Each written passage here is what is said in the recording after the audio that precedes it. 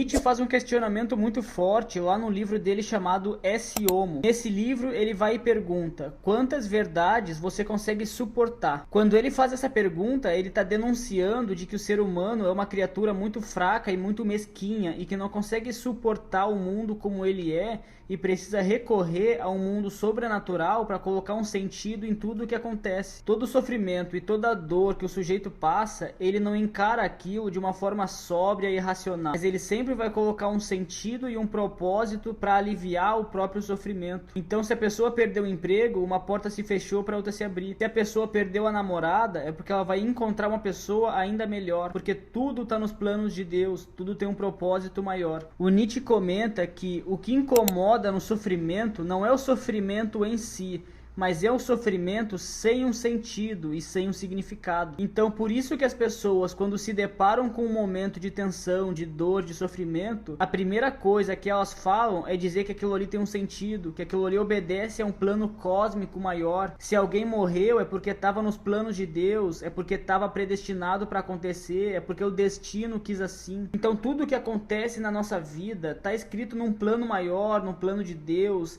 é orientado a uma causa maior, um sentido, um propósito cósmico. Porque o Nietzsche fala que quando as pessoas encontram um sentido, elas deixam de se sentir como se fosse uma folha ao vento, como se fosse um brinquedo do absurdo, como se fosse um fantoche da vida. E eu acho muito válida essa metáfora de uma folha ao vento, porque a pessoa realmente se sente como uma folha ao vento, perdida, à deriva, sem um destino. Mas quando ela encontra e se agarra num significado, então ela deixa de ser essa coisa aleatória, randômica, gratuita, e passa a ter um valor maior, passa a ter um sentido divino, um propósito de Deus. E então tudo se encaixa, tudo se realinha, tudo passa a ter um propósito maior e passa a funcionar de uma forma melhor. Aí o Nietzsche fala que só as pessoas fortes conseguem viver na realidade definitiva das coisas, e que a maioria das pessoas vaga numa atmosfera morna de fantasia. A maioria das pessoas vai recorrer a um propósito transcendental para poder encarar o mundo real. E é aí que ele divide o mundo entre pessoas fortes e pessoas fracas, entre espírito forte e espírito fraco. Porque o espírito forte busca o conhecimento, busca a verdade e busca a realidade,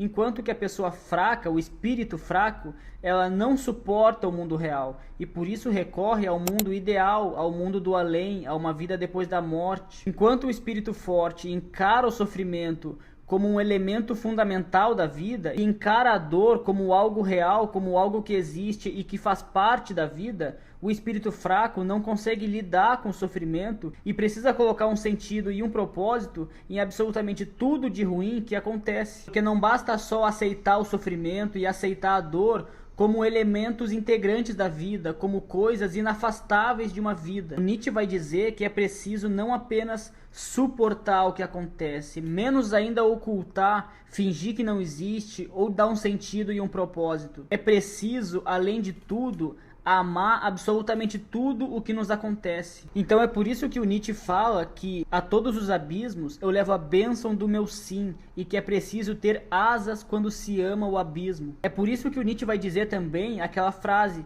onde ele diz: eu amo a vida, sobretudo quando eu a odeio. Porque a proposta do Nietzsche é sobre amar não só aquilo de bom que nos acontece. Porque a proposta do Nietzsche é amar absolutamente tudo que nos acontece. Não só amar quando a gente tem uma vida boa, amar quando a gente tem um dia bom, amar a pessoa que nos faz bem, mas amar também aquele dia desgraçado, amar a vida quando ela está nos maltratando, está nos torturando. O amor fati, ele é um amor incontornável e um amor imensurável pela vida terrena. É um amor pela vida aqui na Terra e uma abordagem filosófica que não leva em consideração que existem duas vidas, que existe uma vida aqui na Terra e uma vida no além, uma vida antes e uma vida depois da morte. O Nietzsche não faz essa divisão entre antes e depois da morte, entre uma vida aqui e uma vida no além, porque isso não existe na filosofia do Nietzsche.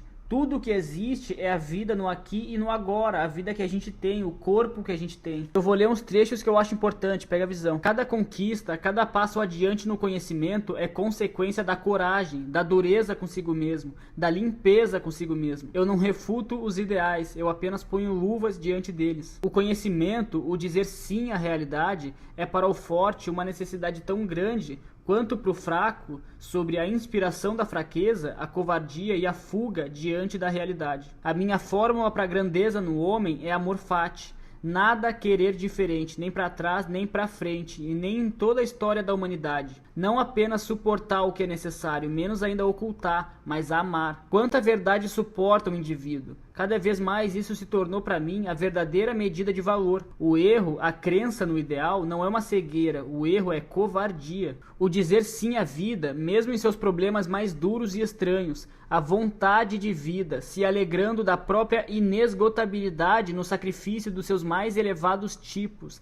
A isso eu chamei dionisíaco. A isso eu entendi como a ponte para a psicologia de um poeta trágico. E é por isso que eu acho tão fantástica a filosofia do Nietzsche. Porque ele vai dizer que a vida é contingência, que a vida não tem sentido, que a vida não está caminhando para lugar algum, que a gente não nasceu com um propósito predestinado, que a vida ela não obedece a uma ordem cósmica. Não existe um Deus todo supremo e poderoso que governa a vida humana, que nos protege, que nos dá sentido, como se a vida tivesse algum sentido. Só que a diferença do Nietzsche para outros pensadores é que o Nietzsche encara isso de uma forma alegre, o Nietzsche encara isso com muita felicidade no olhar e com muito desejo pela vida. Porque o Schopenhauer também vai dizer que a vida é fruto de uma vontade cega, irracional, sem sentido e sem propósito. Só que o Schopenhauer constata isso de uma forma triste, de uma forma melancólica. Ele se entristece com o fato de não existir um Deus que nos governa e nos protege. O Nietzsche vai dizer que o Schopenhauer é um desgraçado, miserável, doente, anêmico, safado, que fica deitado no chão, chorando e sofrendo porque a vida não tem um sentido e a gente é movido por uma vontade cega e irracional. Enquanto que o Nietzsche olha para o fato da vida não ter um sentido e o mundo não transcorrer de uma forma divina, de uma forma governada por um Deus todo-poderoso, supremo e racional, mas ele encara isso de uma forma feliz, com uma alegria no rosto, querendo cada vez mais